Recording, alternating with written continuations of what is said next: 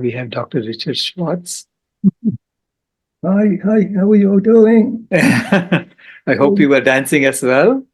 I know you celebrated your 90th birthday recently. Yeah. You're amazing. So it's an honor and a privilege to have you here. Please. Speaking of amazing, you are super amazing with all you're doing, and wish you much success in trying to get a vegan world by 2026. And hopefully all these talks will really help that. Okay, I'm Yeah. going to try to set up screen sharing, and let's see. Oops, why don't I have? Boy, not seeing the option of screen sharing. There should be a green button on your Zoom. Yeah, but it's I'm not, wait a minute, not seeing anything besides what I usually have at the bottom. That's strange. Let's see, maybe if I Well, look in your menu for Zoom. I There's a start share. right, actually this was blocking it. Okay, so I have the screen share, and now I have to find the play button. I know the play button should be up near the top. Whoops. Let's see. Oh, maybe I have to choose one maybe first.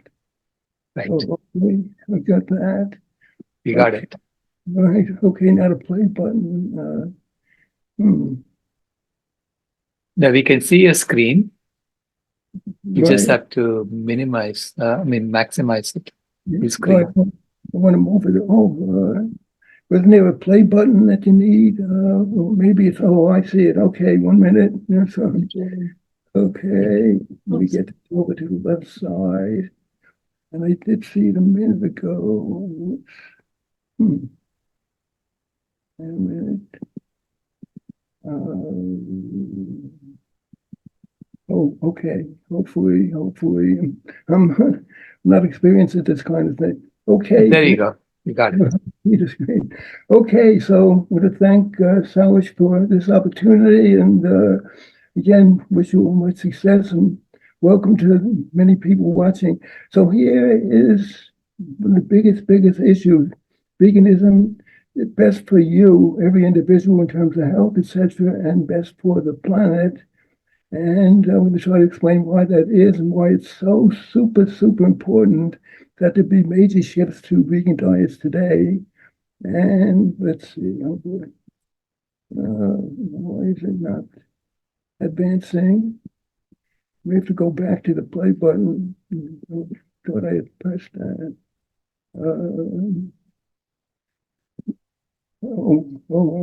I guess it did advance now. Wait a minute. Oh, sorry about that. Okay, so sorry.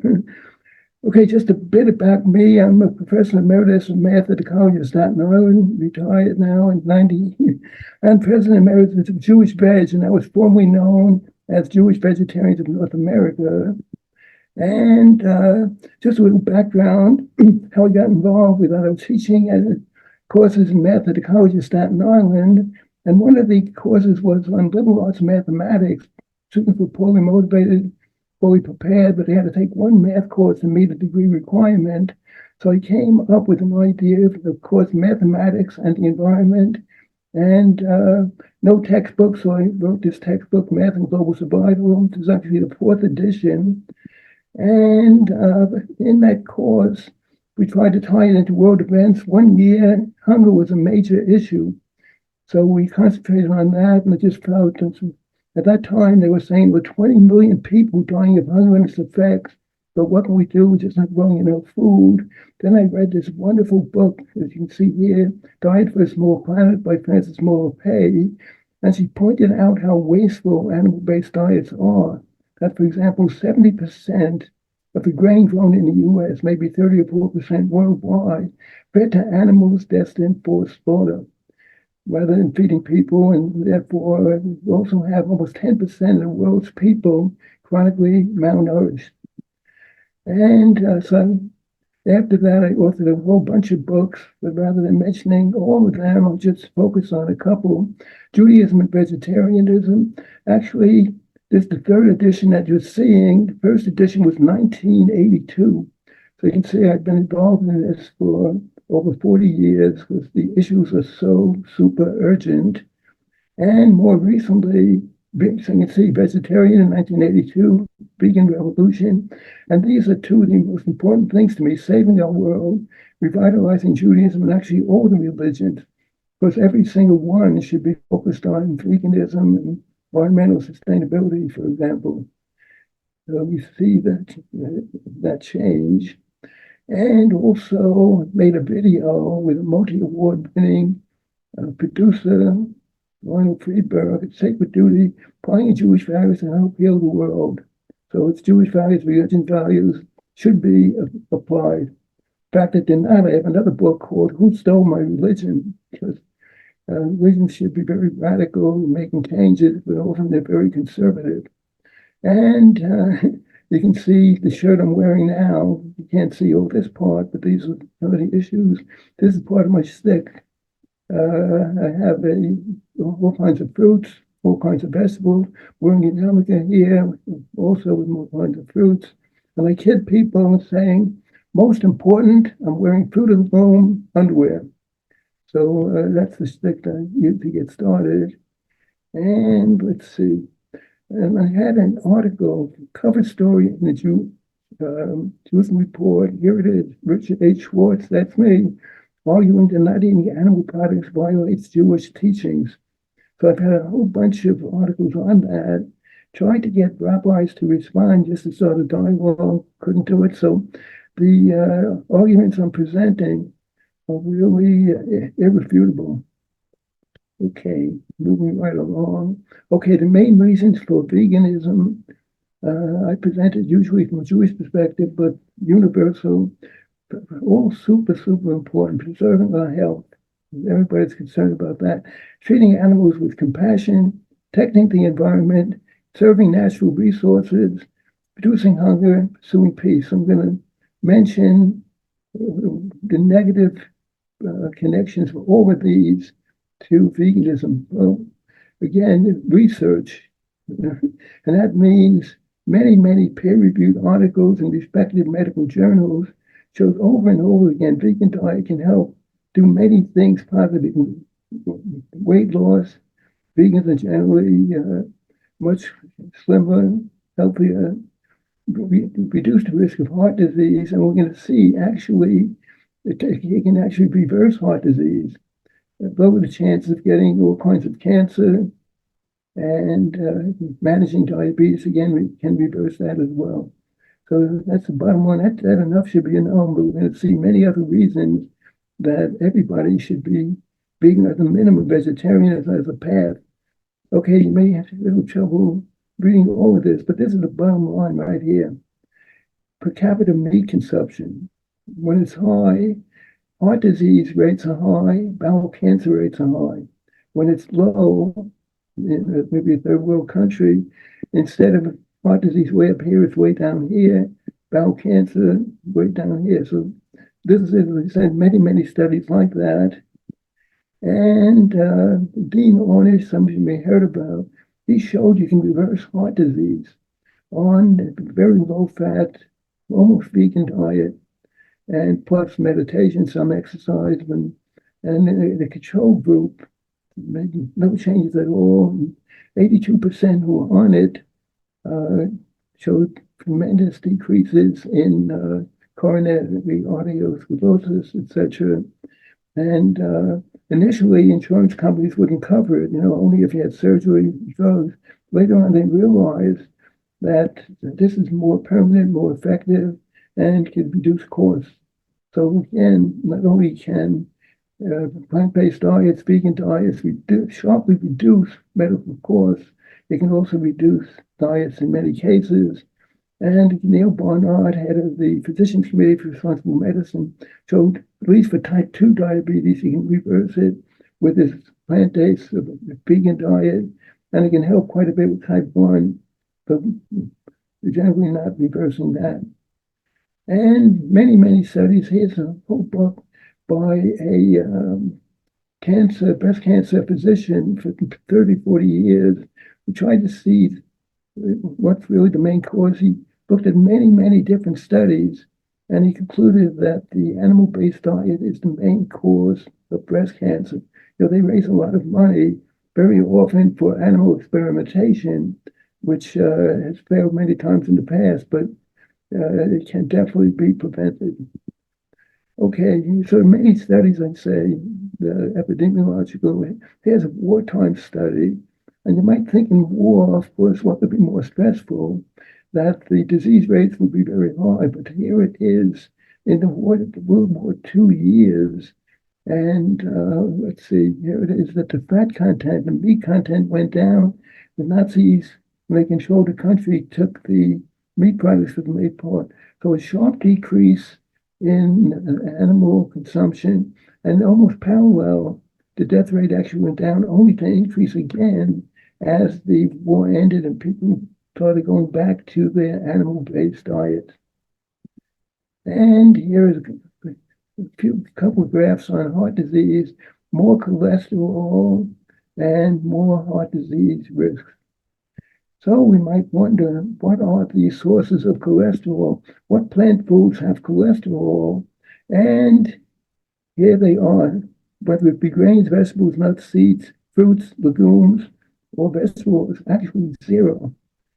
So the students, when I used to show this in classes, say this is the homework assignment to memorize all these numbers. But take a look at eggs, the greatest concentrated source of cholesterol, and beef, butter, oysters. These are your sources of cholesterol, and the body, of course, manufactures its own cholesterol, so we don't need it from any food. Okay, so why is it that plant-based diets are better? Actually, we were created as vegetarians. In the first chapter 1, verse 29 of Genesis indicates the human being's diet was initially vegan. Okay, but we don't have to depend on that. Science agreed. Look at the difference in teeth here from a human being to a carnivorous animal, omnivorous animal here. And it's not just our teeth, but of course, look at the difference in hands. We don't have the claws to tear apart an animal like, of course, a carnivorous animal has. And in addition, many other factors, one of which is, we have a very, very long, winding intestinal system compared to carnivorous animal. And this is really wonderful for fruits, vegetables, plant-based products, because there's plenty of time for all the wonderful nutrients, vitamins, minerals to be absorbed. But when meat is here and to go slowly through it, many problems result. That's why so many products are necessary to overcome those effects. So we have many other things like the way our teeth move, and actually the acid in our stomach, in the human stomach, is only about 1/20th as strong as that for carnivorous animals.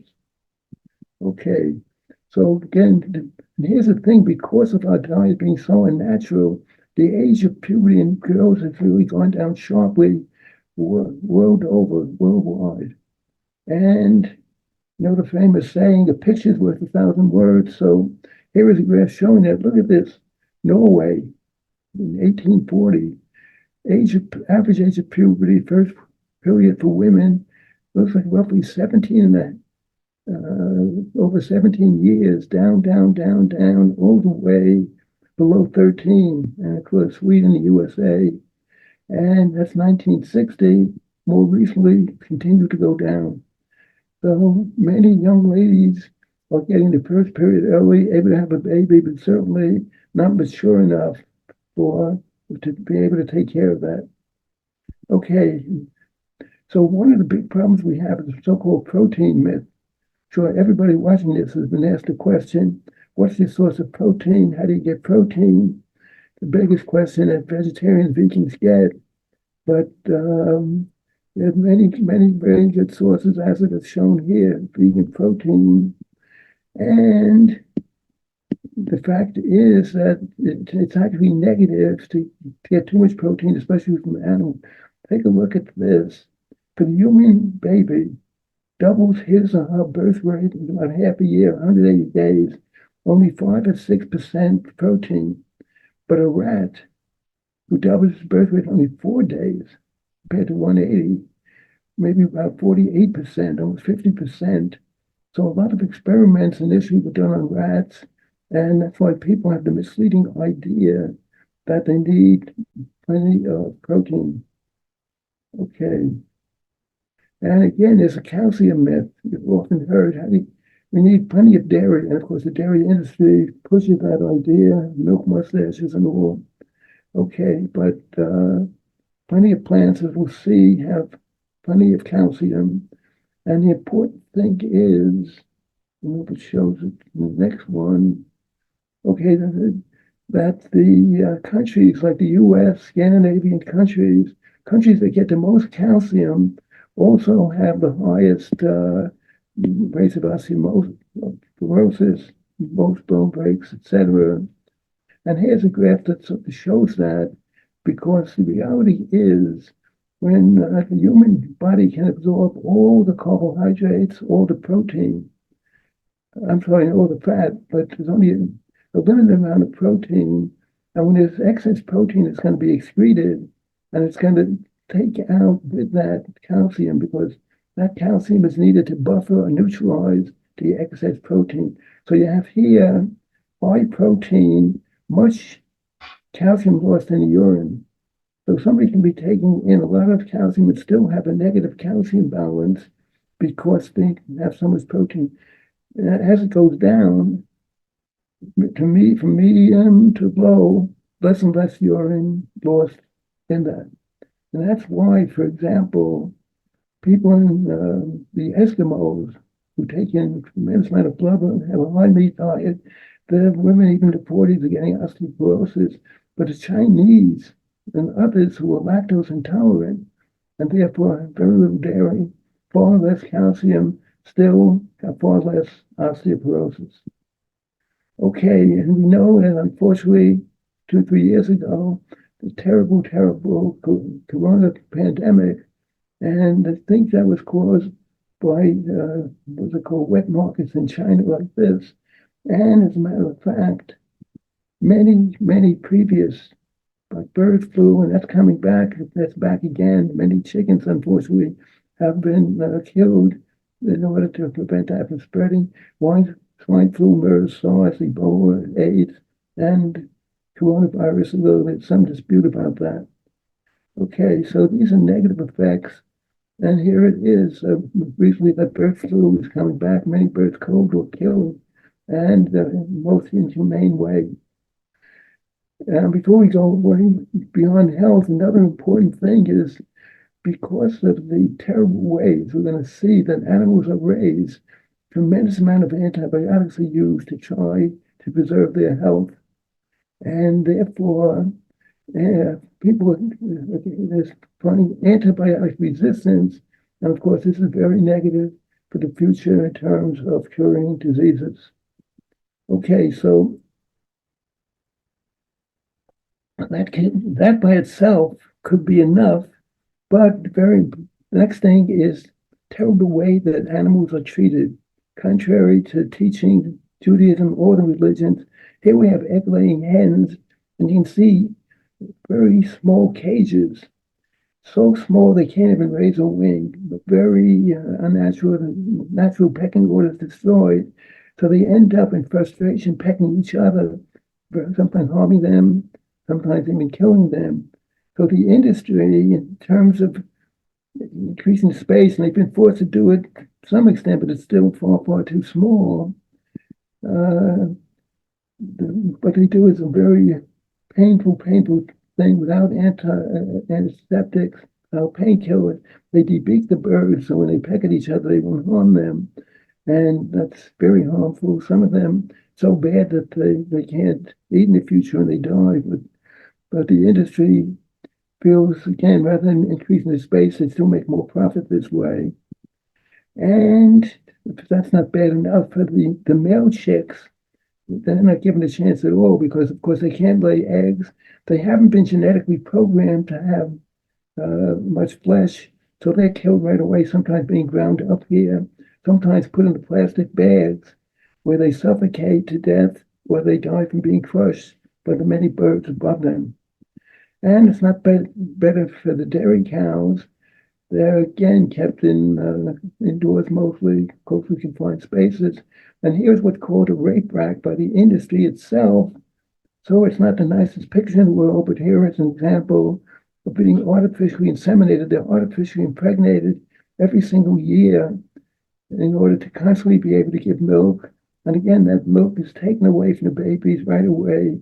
Very painful and poignant for mother and baby. So the way animals are treated are far from humane. And just as, of course, every mother loves their children. I've been blessed living in Israel now almost 8 years with 8 great-grandchildren. And of course, it's a great pleasure, but the animals love their children as well. They don't have a chance. And well, in order to increase awareness of how terrible things are, what I've done is tried one of the 4 New Years in the Jewish tradition is an ancient Jewish year for animals. Unfortunately, this was used for tithing for sacrifices. So my idea is to restore the holiday, but most important, transform it. So this is an ebook from a couple of summers ago, an idea whose time has come.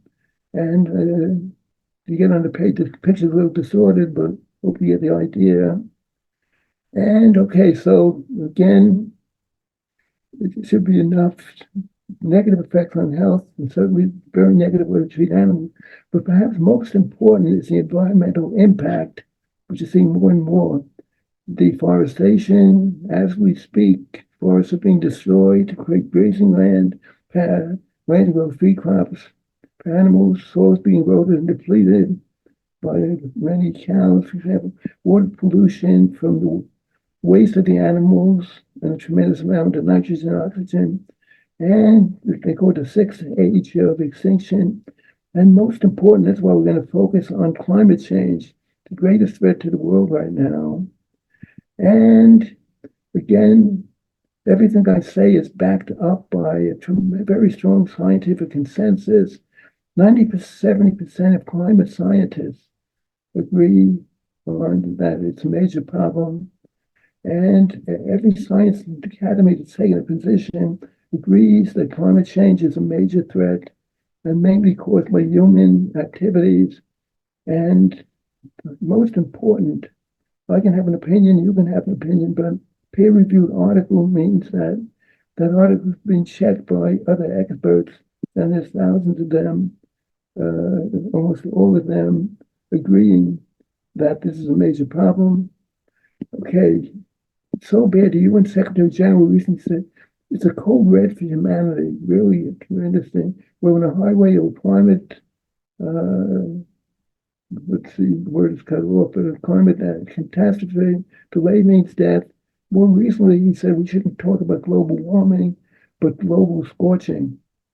And the most important group on climate change, Intergovernmental Panel on Climate Change, and important because intergovernmental, many climate experts from many governments, so it's a consensus document, and they said in 2018 that we may have only until 2030 in order to make what they call unprecedented changes to have a chance of averting a climate catastrophe. But unfortunately, carbon emissions have increased like every year since then, continuing to increase. So it's really bad news, and it's a major issue, and we have to do everything about it, as we'll see. Okay, so Israel now, heat waves, floods, and weakened security. But I'm hoping it becomes a major issue in the U.S. presidential election.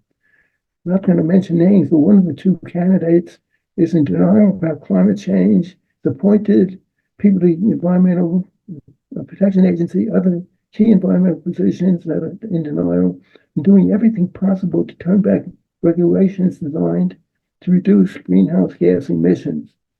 Okay, now to some important graphs. all 23 years and top 24. I think that's moved to all 24. Let's see, we'll go back to this. So this is the average temperature for the 20th century. Below average, you have to have some below, some above average. But over here, turns out that the last 9 years are the hottest years in recorded history. That goes back to about 1880, when temperature records were being kept worldwide. And this is really, to me, super, super amazing. March 2024 was found to be the hottest March ever. But not only that, 10 months from June 2023 broke temperature records for that month. And here in Israel, it's only April, but we had just a couple of days ago almost 100 degrees Fahrenheit. And if that's happening in April, you can wonder what may happen in July and August. And this Mediterranean area is heating up faster than worldwide. So this is a super important graph. We're now, of course, 2024 about here, and that's roughly we've hit about 1.2, 1.3 degrees Celsius above the temperature at the beginning of the Industrial Revolution. The experts were hoping to keep it on 1.5 degrees Celsius. They think above that, the oceanic island nations may disappear, but actually not consistently, but we've already passed it. I think last year was 1.46. So they were hoping that we wouldn't, but certainly this decade and the next we're going to. And 2 degrees is another turning point. That, according to this, and depending on the situation, we have different graphs, but even at the lowest possibility, it's mid-century. And take a look, we see every day with reports in the paper, floods, wildfires, storms, heat waves, and we're going to hit, we're at 1.3 now, we'll hit 3, 4, 5 or more. So again, this is the existential threat to the entire world, and we have to really do something about it. Okay, so again, just as the person has a fever, side effects, coughing and sneezing and headaches, well, the world also, the heat waves are increasing. I just mentioned 10 months in a row. Well, again, this was done a while ago. I should update it, but this will be 9 and 9, all 24 years, among the hottest 25 now in recorded history. And this summer, they expect possibly to again break a record because they have what they call the El Nino, something that affects the weather and heats up the oceans. Okay, and of course, droughts are increasing all over the world. Rivers are drying up, lakes are drying up, and some cases, like in the Suez, it makes harder for ships to cross because it's so low, harder to get power, hydropower. And the wildfires are increasing all over, and we're going to see the negative effects of that. Hurricanes increasing. Now, there are 6 reasons. People say we've always had hurricanes, we've always had droughts, but we have things called 1 in 100 storms, etc. Now, these things are happening almost every year. Some of them are happening even more than once a year. So we've always had hurricanes, but more severe because the seas are higher. So that means that the storm surge is going to be greater. And the waters are hotter, they give more energy, very important. Not too long ago, we had what's called a tropical storm, which is pretty severe weather-wise, but it ended up because the energy given by the water here made it like a type 4 hurricane. And also the hotter air, things expand when they're hotter, it holds more moisture, so that when we do have a storm, it often has more rain, more snow. Okay, the floods are increasing all over, and well, the glaciers are melting, or ice caps are melting, permafrost, and the perma here means it should be permanent. It should be, but it's melting because it's getting so much warmer. This is extremely serious because below that, there's many greenhouse gases, especially methane, that are going to be released. And again, that's making climate change more dangerous. Okay, Greenland is melting, and you can see how big Greenland is, and that's severe. And you can see here to here how much more there is.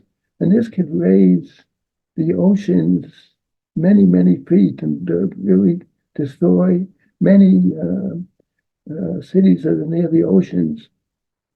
Okay, as I said, seas are rising. There's many what they call sunny day flooding. You know, think flooding, okay, there's a storm, but some days just the higher tides cause more flooding. Okay, and many, many negatives. Polar bears in danger.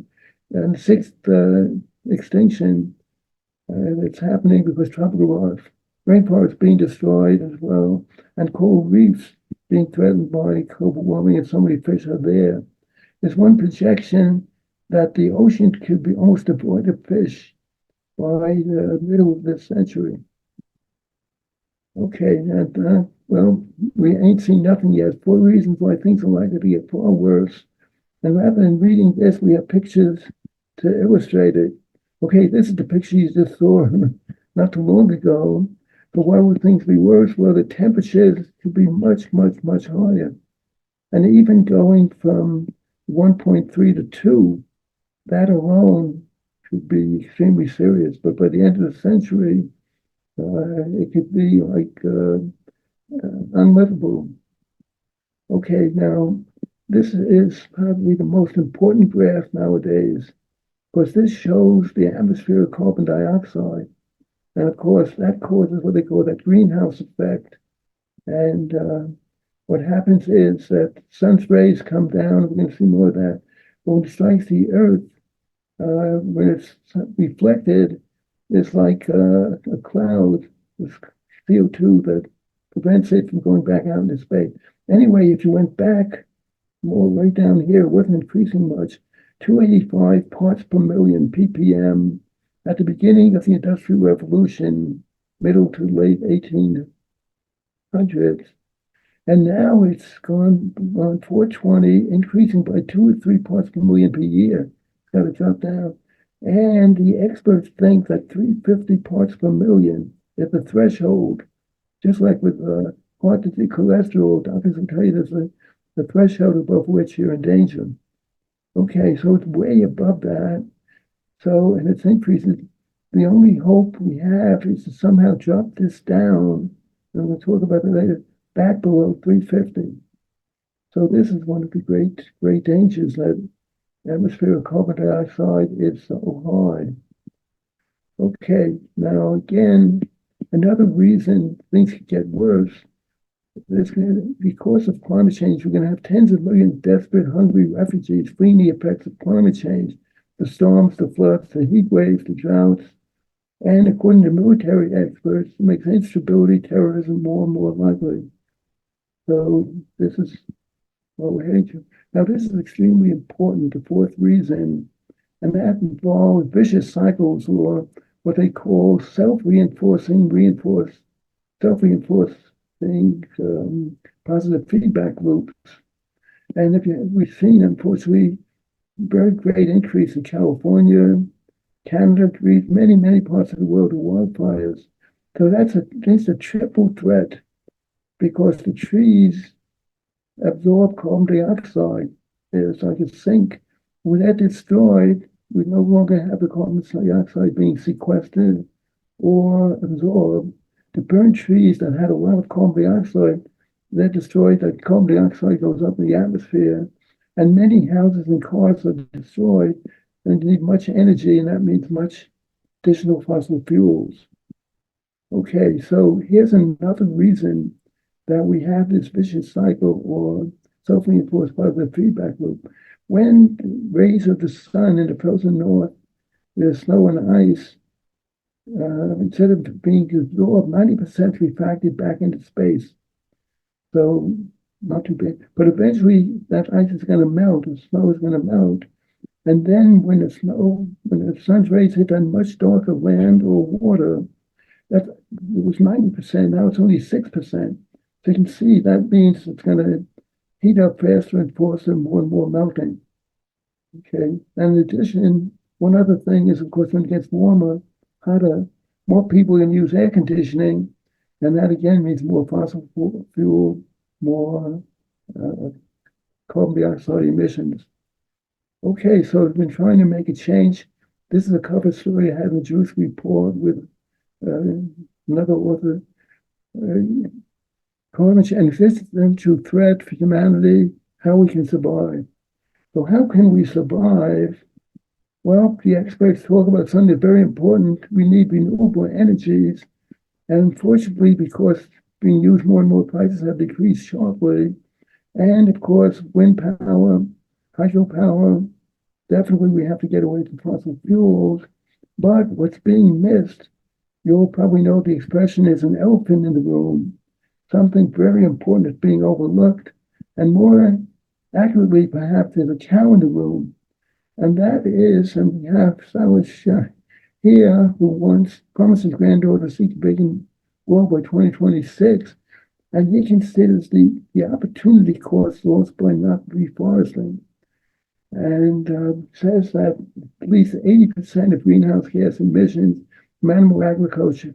Before that, by the way, there was a World Agricultural Organization, and they said that there's more greenhouse gases from the animal-based industry than from all the transportation combined. But they were talking about maybe 23%, maybe even lower that, 14%. Then there was a report by two experts from the World Bank, and they put it at 51%. So Sailesh had put it at 87%. And here's a copy of his valuable paper that was peer-reviewed. And the bottom line is it's really 43% of the world's ice-free land used for grazing, growing feed crops for animals. And there used to be 6 trillion trees in the world. Now, 10,000 years of animal agriculture, that's down to about 3 trillion. So that's been halved. And because of that, and we just have a couple of graphs showing that trees being destroyed and a major cause of animal agriculture burned, and especially older trees. It's wonderful to replant, but it takes many years to get back to that. And therefore, going back to this graph, again, as we said, of course, there's only 3 trillion instead of 6 trillion trees. Carbon dioxide, atmospheric CO2, has gone way up from that 284 in pre-industrial times to 420, again, way beyond 350. And it's increasing 2 to 3 parts per million because we're still burning fossil fuels and we're still cutting down forests. So this is, again, an example that instead it's like a car that's speeding toward a dangerous object instead of putting on the brakes, keep speeding toward it. Okay, so here is something from a film called Vegan 22. Only a quarter of the agricultural land, approximately, cauliflower, carrots, other plant-based products. And, let's see, sorry, I'm going ahead. Let me go back. Okay, so here's the opportunity to reforest that. Because by reforesting, we're planting trees that can absorb or sequester that carbon dioxide and lower that carbon dioxide level. That's the only hope. Of course, other things have to be done. We have to get better transportation. I told people have to use mass transportation, better light bulbs, totally reduce fossil fuels. But without this, there's no way we're going to really avoid a climate catastrophe. Okay, so I want to go on to other issues. Again, animal is terrible for health, certainly terrible for the animal, terrible for the environment, major cause of climate change. But another one is the misuse of resources. It takes far more energy, far more land, some could be up to 20 times as much land for an animal-based diet than a plant-based diet or vegan diet. And it takes far more water, mainly to irrigate the feed crops. So it can take up to 12 or 13 times as much water for a person on an animal-based diet than a person on a plant-based diet. So, and again, at a time when water is getting more and more scarcity, and people are even saying future wars may be fought over water, whereas in the past, and also petroleum nowadays, in ancient days, biblical days, it was over water as well. And the fourth thing is the scandal of world hunger. There's really enough food to feed everybody. But as I mentioned before, one of the main reasons I became a vegetarian and then a vegan was the scandal of world hunger. That is completely unnecessary. Enough food is grown, but 70%, as I said, of the food grown in the US is fed to animals destined for slaughter. And the thing that makes it even more scandalous is that we take healthy foods like soy and oats and corn, which have zero fiber and zero complex carbohydrates, but are very high in cholesterol and saturated fat. We feed that to animals. We come out with meat and other animal products with just the opposite characteristics. So this is it. A vegan shift could reduce world hunger, decrease food waste. And okay, so now we're getting into the last of the 6 issues: health, animal treatment, the environment, resource scarcity, hunger, and war, which many people may not see connection as easily. But as we indicated before, animal-based diets very wasteful. And it turns out, this is from the word lechem in Hebrew means bread, and milchama means war. So the Jewish sages deduced that this connection, same root for bread and war, means when there's a shortage of grain and other resources, people are more likely to go to war. And unfortunately, this is going out many times in the future. So my terrible pun, in a way, is that the vegan movement and the peace movement should both have the same slogan. That's all we are saying. John Lennon says, give peas a chance. So, and here is an example of peas on Earth and the whole world, North and South America, Africa, etc., based on peas. Okay, so I want to summarize and give you a little bit of time for questions. Let's see, not too much time, but I'll be happy to take questions and comments and see what you think. So we've talked about how animals-based diets can preserve our health, treat animals more compassionately, protect the environment, and most important, really reduce climate change, the greatest threat to humanity, conserve natural resources, reduce hunger, pursue peace, and again, really there's a choice, a maybe vegan world and a destroyed world. So that's how we have to. I'm showing a low battery, but I'm charging it now, so hopefully we'll be okay. All we're saying, give peace a chance, as it says. And this is something I have posted outside my apartment here in Israel. If you love animals, stop eating them. It's such an inconsistency. Somebody wrote a book, Why Do We pet with pets, right? And eat sheep and wear leather from cows. So the inconsistency.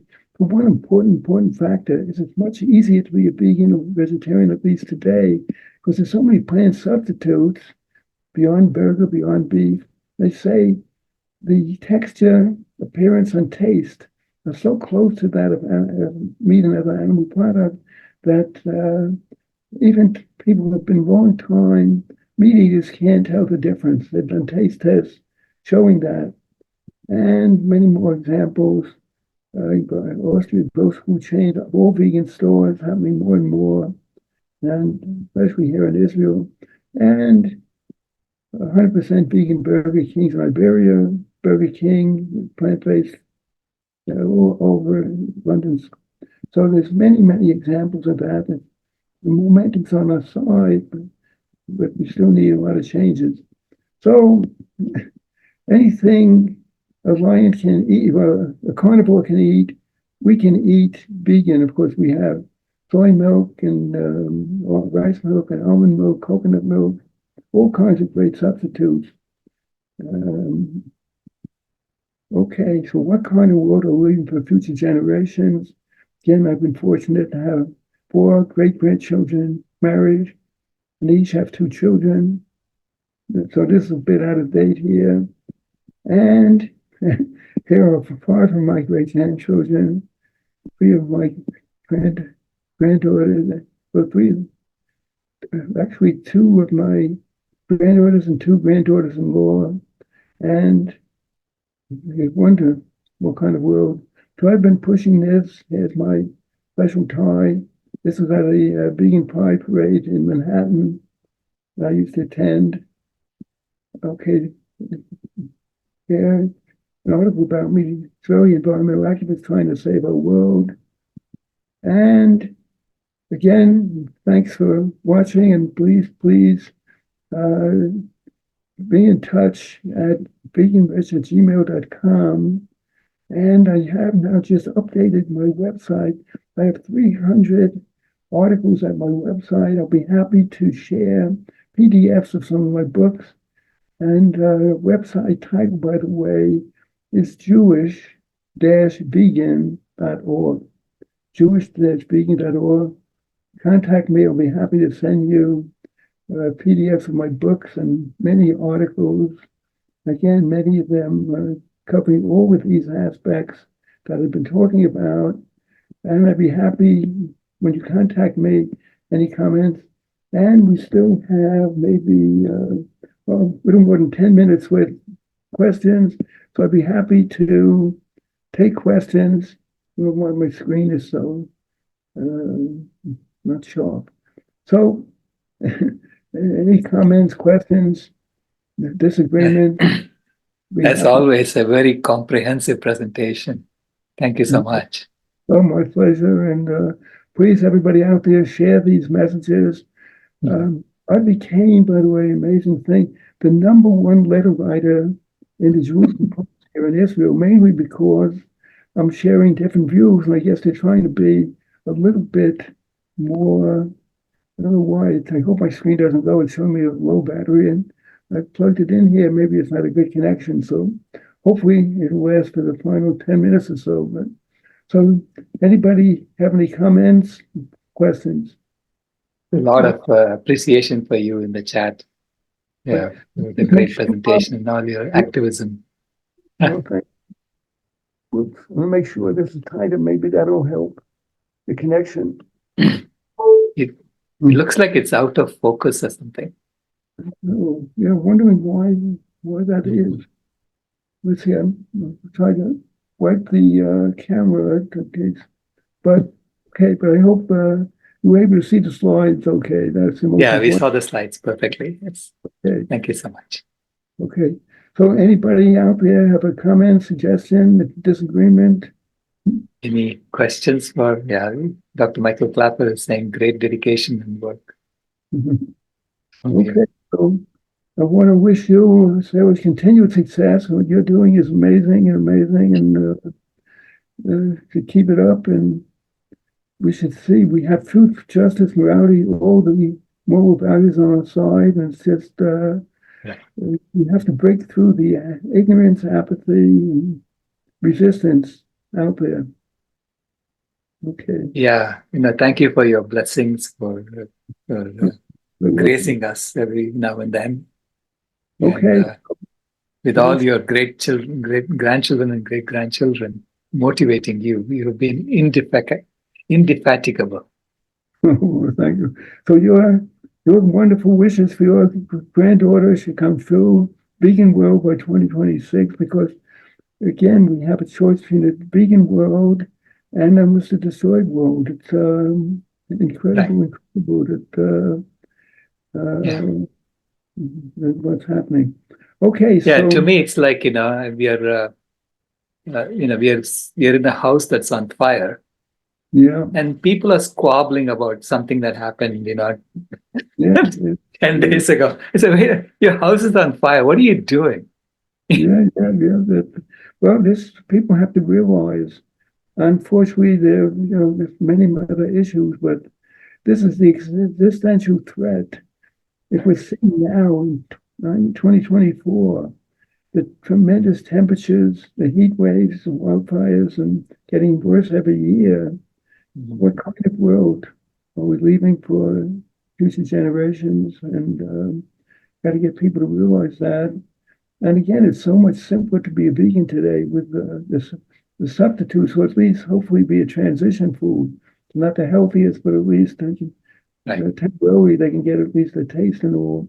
And there's such an abundance, fruits and vegetables, whole grains, and the fact that there's so many peer-reviewed articles about the health effects, and the fact that doctors do not get the training on that. They may get 3 or 4 hours of what they call nutrition, but that's basically, have a well-balanced diet, eat some fruits, some vegetables, and unfortunately, many of the environmental organizations, I think from your own experience, even at the climate change conferences, right, that they're serving meat, to the environmentalists, I think they're starting to speak out at least in trying to show that, I guess I have to mention it, Donald Trump, if he is elected, with his denial and his pulling out of the Paris Agreement, where 195 nations all agreed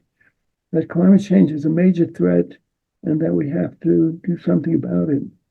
And and the good news is that the awareness is growing, and that we are, wind power, solar power is improving. But again, that's that elephant in the room, the cow in the room, that's being ignored. Okay, so many thanks for the opportunity. I'm going to sign off and wish everybody shalom from Israel. All the best. Thank you. Thank you, Richie.